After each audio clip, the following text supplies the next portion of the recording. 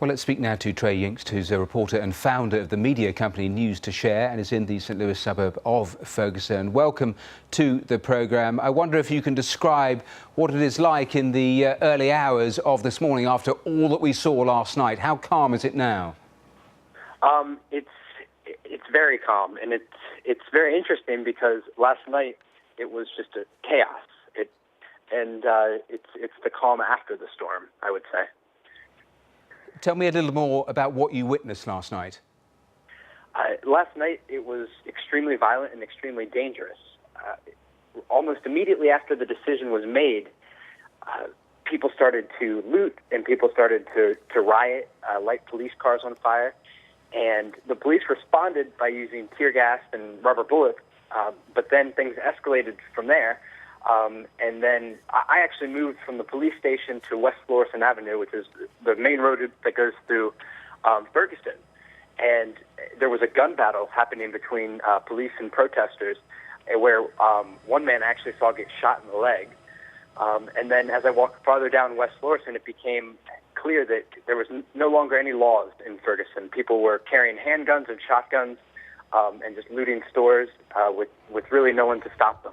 So it was utterly lawless. Why do you think those calls for calm, both from the president and from the family themselves, why do you think they were ignored? Because I think a large majority of the people who are rioting and destroying property and carrying guns in the middle of the street, those aren't the people who are the peaceful protesters. Those are people who just want to use these riots, these protests, as an excuse to fund and destroy some things. And it's really unfortunate that it kind of turned out that way. It's a difficult line, so I'll ask you only one more question, because those demonstrators, those protesters were clearly incensed by the police, but the decision was made by 12 men and women on the grand jury. From the people that you have been speaking to, do they think those people also were biased in some way in coming to this decision? They do, because there were 9 white jurors and there were 3 African-American jurors who were deciding whether or not to indict Darren Wilson.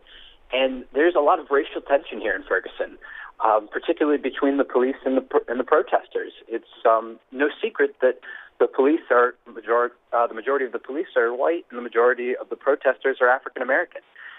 So this racial tension exists, and there were a number of people who said there should have been more African-Americans on this jury that decided the fate of Darren Wilson.